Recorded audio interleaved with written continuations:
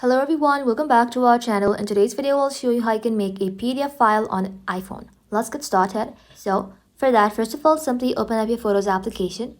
Inside here, simply tap on Select at the very top and then start by selecting Images or Screenshot. Once you have selected everything, you can simply tap on the Share button right over here. Scroll below, then tap on Save to Files. And just like that, choose where you want to save the images. Then tap on Save. Once done, head back to your home screen and just like that, open the Files application. Now find the folder where you have saved the images. Tap and hold on one image. And then in the menu, you can simply tap on Quick Actions. Then tap on Create PDF. If you select multiple images, you need to tap on this three dot. Then tap on Select. And then choose the images you want to include.